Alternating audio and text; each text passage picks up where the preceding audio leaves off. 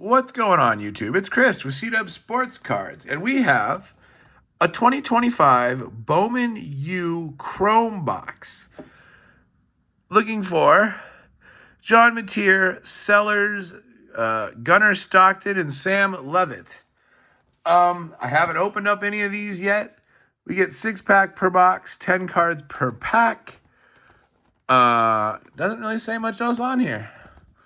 Look for exclusive parallels in every box. I thought we would open this up and discuss the end of the college football season. The college football season just ended. We had the last regular season game this week, the Army-Navy game. Navy pulled out a very close victory, 17-16. We even had our first bowl game, the LA Bowl, which Washington beat Boise State up pretty good. And so we are down to the football playoffs. And the 12-team playoff has been decided. And it'll kick off next week. There was some interesting developments in the playoff. There was a little bit of controversy, I would say, this year. So the way that it's written is the top 5 conference champions, and by top 5 I mean top ranked in the rankings, conference champions get an automatic spot into the 12-team final. Now, usually that's not a problem. Usually the 4 big conferences, the ACC, the Big 10, the Big 12, and the SEC would be, their champions would go, and then you would get one non-Power 5 team champion to go. Unfortunately, this year, Duke won the ACC, and Duke had 5 losses. And Duke ended up being ranked behind the Sun Belt champ and the American Athletic Conference champion. So Tulane got in from the American Athletic Conference, and James Madison got in from the Sun Belt. So in the first round, you've got Oregon versus James Madison, which on paper is not a very good matchup. I believe Oregon is favored by like 4 touchdowns or so. And, you know, as good as James Madison is, they have not played a team anywhere near Oregon yet in terms of quality. Like, let's just be real. And it doesn't look very good on paper. So that's one of the first round matchups. And then Tulane got a rematch with Ole Miss. Ole Miss played them earlier in the year. Ole Miss beat them 48-10 in that game. That also doesn't look very good on paper. The one thing that's a little interesting about that game is that Ole Miss's coach has left. So Ole Miss is going into that game with a new coach who's never coached a collegiate football game before as the head coach. We will see how that shakes out. The other 2 matchups are Bama-Oklahoma, which is a rematch of a regular season game, which Oklahoma won. And then you have Miami and Texas A&M. Now, besides the 2 non-Power 5 teams getting in, there was some controversy about Alabama. Alabama is the only team in that has 3 losses. Now, their argument was that the 3rd loss, which was their game, which was their SEC title game, was an extra game. And, you know, and therefore it didn't really count. But at the same time, if that was true, then BYU's loss in the title game shouldn't have counted, and BYU shouldn't have got dropped down, but they were. So basically, they wanted Bama to get in because it's Alabama, and they have that, you know, they have the name and they have the history lately and all that stuff. Like, that's the only thing that it looks like to me. And then Notre Dame got squeezed out because in the rankings before the final rankings, they were ranked ahead of Miami. Miami beat them in the regular season, and then in the final rankings, they moved Miami above them, saying that the head-to-head counted. Well, if the head-to-head counted, and neither of them played last weekend, why did it move last weekend? Shouldn't they have always been above the other team? I don't know. I feel the committee did a really bad job this year. But anyway, let's get into these cards. Let's see what we can find. C.J. Allen first. Denzel Boston first. He had a pretty big game, I believe, yesterday. He's a Washington player. Traylon Ray first for Ole Miss. Hayden Fegan first for Illinois. Traylon Ray again for Ole Miss on our green. I think they call that a green, I don't know, green lava, I think. That's our exclusive parallel, I believe. Path to Glory, Jaden Bow. Reggie Virgil. Cedric Alexander. TJ Parker. Cyrus Allen. Interesting, everybody in that pack was a first. Also, going down this weekend, the Heisman Trophy was handed out. It went to Mendoza, the quarterback from Indiana, who went undefeated. They won the Big Ten over Ohio State in the title game, and they are the number 1 seed in the playoffs. Now, I didn't mention them because they have a bye this week, so they're technically not playing. Them, Ohio State, Texas Tech, who won the Big 12, and Georgia, who won the SEC, are all on byes. Darius Taylor, Nyzia Hunter, Bayron Morton, Devon Dampier, Pierce Clarkson out of 88, out of 99, 76 out of 99 on just like the regular green. College Rule Playbook, Kevin Jennings, Eli Bowen first, Caden Veltkamp first from Florida Atlantic, Miller Moss first, that's not bad. He's a decent quarterback for Louisville, and Carson Hansen. So hopefully we can find a Mendoza in here.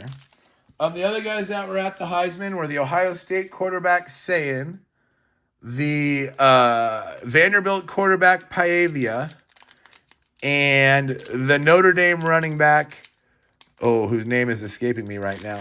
The Notre Dame running back who I know doesn't have a first because he's been around for a few years, Jeremiah Love. He's been around for a few years, so if he's in this product, it will not be his first. Those other guys, it might be their first. I'm hoping to find some of those guys. Draylon Miller first. Isaiah Sategna first. Johnny Daniels. Casey Concepcion. Hayden Fegan. There's Sam Levitt. I think this is like a throwback. Christian McCrary or Creeshawn McCray. Mazio Bennett Jr. Justice Lowe for the Ducks, and Zabian Brown for Bama. Let me sleeve up this numbered card here real fast. We kind of walked right by it and forgot to do that. And we'll sleeve up the Levitt too. Like I said, Levitt, is considered a pretty good quarterback prospect. They had a decent year this year, obviously not as good as last year. Last year they actually made the tournament. This year they did not. They fell a little bit short. But they still had like an 8-win season, and I'm pretty sure they made a bowl game and stuff like that. Let me take out this green too. All right, there we go. 3 packs left. Not bad. We need better names, though. We need some better names.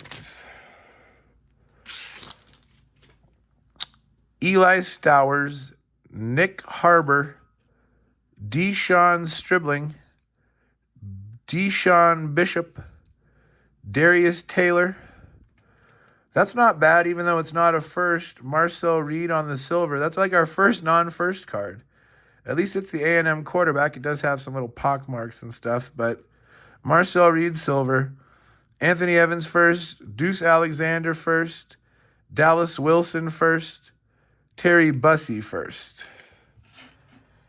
All right. I guess we'll sleeve up the Reed silver. It's our only silver. Or refractor, excuse me. We're using Panini speak, and we're in Topps land. Refractor. Like I said, unfortunately not a first. I'm not sure if he still has eligibility left or if he's considered a pro prospect. We will see. I don't think anyone's really declared for the draft yet, So we will see how that shakes out. Quentin Martin Jr., Luke Haas, Caton Hauser. I know he was supposed to be, his name is familiar. I think he transferred to ECU from a much bigger school. Michael Van Buren Jr., he might be the guy after Neusmeyer. Naziah Hunter first on the green. Maddox Madsen on whatever this is, lettered up. Maddox Madsen is like the Boise State logo, I guess, with the B. I don't know. There's Newsmeyer, not a first. Quincy Porter, Sam Levitt. So it is Sam Levitt's first. That's not bad. And A.J. Turner. All right, last pack. Haven't seen any of the Heisman guys. I was hoping to pull at least one of the Heisman finalists, but doesn't seem to be in this box. R.J. Maryland, Anthony Hill Jr., Mikey Keene. Interestingly, it's not his first, but he's also not the starter at Michigan. Peyton Lewis. Hey, look at that. We got an auto. That's definitely not guaranteed. Mazeo Bennett Jr. first. Okay. All right. We're not going to say no to that. Bowman Chrome Prospect Autograph Variation. It's even a variation. I don't know why it's a variation, but it's a variation. All right. Path to Glory, Rocco Becht. Iowa State had a decent year. They did just lose their coach, though. He took the Penn State job. So we'll see about Rocco.